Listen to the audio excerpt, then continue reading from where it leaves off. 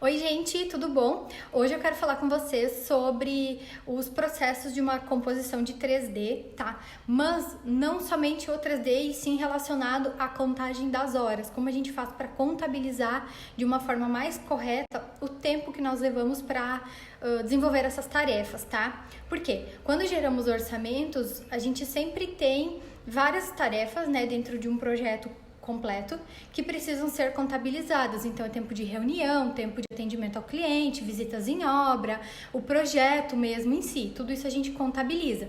Quando chega na fase do 3D, existe um aspecto importante que a gente precisa levar em consideração, que é não contabilizar o 3D. Eu aqui vou usar o 3D de interiores como exemplo, tá? Poderia ser qualquer 3D externo, enfim, o que você for trabalhar. Levando em conta o 3D de interiores, tá? O certo não é a gente contabilizar as horas de uma forma única. Comecei a fazer o 3D de uma residência, então eu vou contabilizar, vou jogar na minha planilha de horas ali 3D em tudo, tá? O correto não é fazer isso, porque a gente não consegue ter uma precisão que é muito importante pra gente, tá? O que eu quero dizer com isso? Por exemplo, na hora que a gente vai começar um 3D, já tiveram algumas etapas que antecederam essa etapa do 3D, como a aprovação do layout, né? E também, por exemplo, a busca por referências. De uma forma bem genérica, a gente faz uma busca por referências antes, então essa busca de referências já é contabilizada antes da etapa do 3D, né, que é uma etapa que a gente consegue contabilizar de uma forma bem fácil, porque é o que você vai sentar e vai fazer, você não começou o 3D ainda e você consegue contabilizar bem facilmente essa etapa. Agora, depois que a gente inicia o 3D, existem outras subdivisões, que é isso que eu quero falar com vocês agora, tá? Que muitas vezes a gente, vou sentar, vou começar o 3D, então eu vou jogar na minha planilha de horas lá, 3D, 3D, 3D, 3D, 3D. Não, mas o que dentro do 3D você estava fazendo exatamente? Então, Aline, o que é o correto de se fazer, tá? Essas subdivisões que a gente tem dentro do 3D, que é o que a gente começa a fazer em paralelo quando tá projetando no 3D, começa com uma separação de etapas assim, ó. Primeiro, a gente tem a construção da volumetria, ou então da estrutura, ou a casca do 3D, que é a gente pegar a planta e jogar lá no programa que for utilizar e começar a modelar. Então, paredes, esquadrias, onde vai ser o piso, o forro, o teto, né? Toda essa parte que não é exatamente de criação, né, de desenvolvimento de criação do ambiente, mas sim a estrutura, que é o que basicamente você vai precisar para começar a fazer todo o resto, né? Eu acredito que ninguém comece projetando uma cozinha sem ter as paredes, sem ter o teto, sem ter o piso, né? Porque não faz sentido isso. Depois dessa modelagem da estrutura, a gente começa a lançar a modelagem da parte interna, dos móveis, né? Normalmente, a parte do mobiliário que vai ser projetado é o segundo elemento. Eu, quando vou fazer um 3D, eu já começo com ideias de volumetrias, tudo branquinho mesmo, trabalho com as formas geométricas ali para ver na composição do espaço, nos tamanhos que nós temos, se vai ficar bom, se aquilo que eu imaginei realmente vai ficar legal dentro do espaço, se eu tenho que vir um pouco mais para cá, mais para lá, aqueles ajustezinhos grosseiros que a gente faz, tá? Então essa já é a segunda fase. Depois disso, a gente vai começar a introduzir as referências, tá? Dar uma lapidada nesse projeto. E tendo essa volumetria geral já formada, nós vamos começar a introduzir, né? Pelo menos é o processo que eu faço. Eu começo a introduzir o programa de necessidades do cliente. Então, por exemplo, ele pediu uma bancada para 4 pessoas, né? Então a gente começa a ajustar essas medidinhas, porque muitas vezes o layout foi aprovado, ele tá certinho, né? Dimensionado corretamente, mas na hora que você vai subir o 3D, você vai perceber que nem sempre o layout ficou 100% mesmo. Uma coisa é você visualizar em planta e outra coisa é você visualizar a volumetria, com o forro, com a altura do gesso, né, e tudo mais.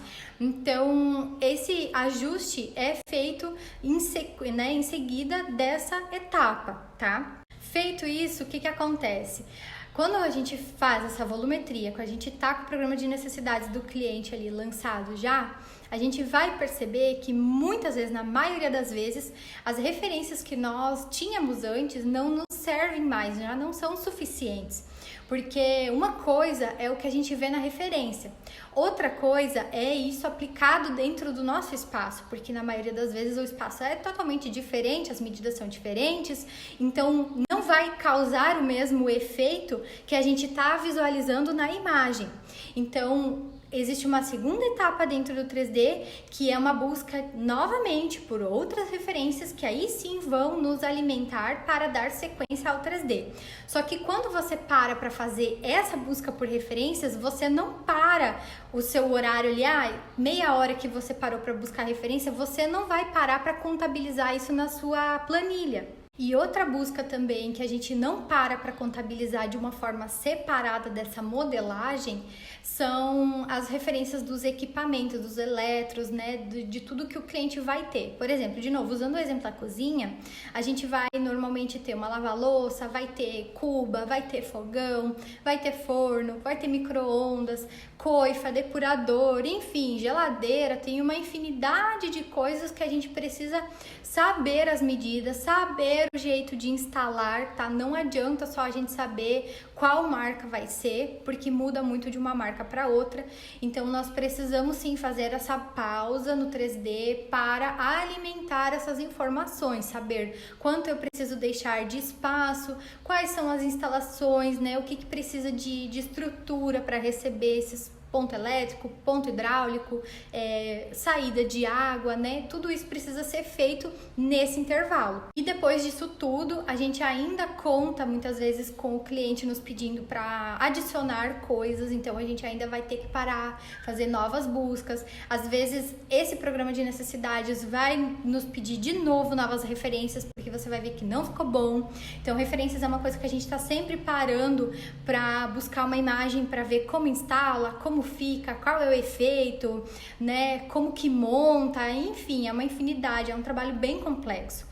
Então, essa parte toda a gente ainda consegue jogar dentro do 3D, porque, como eu falei, você não vai ficar parando de meia em meia hora para anotar meia hora que você parou para fazer uma busca, por fazer uma busca por uma referência. Então, gente, o meu processo aqui, o jeito que eu faço é esse, tá? Desde que eu inicio a modelagem dessa parte da casca, da estrutura, até o final, onde tá tudo redondinho, tá tudo certo, eu contabilizo tudo junto. Porém, existem outras coisas do 3D que ainda é etapa de interiores, né? Ainda é 3D, que eu conto separado. Algumas pessoas fazem os próprios renders, né? Outras pessoas terceirizam esse serviço, tem gente que nem faz render, então tá tudo certo, né? Não existe certo e errado. Mas, por exemplo, eu normalmente faço as minhas imagens, então existe um trabalho que é continuação do 3D, mas que eu contabilizo separado, que é para eu saber exatamente quanto tempo eu demando para fazer toda a configuração de materiais, toda a setagem do render, toda a configuração de iluminação e aí sim o tempo que a imagem vai levar para renderizar.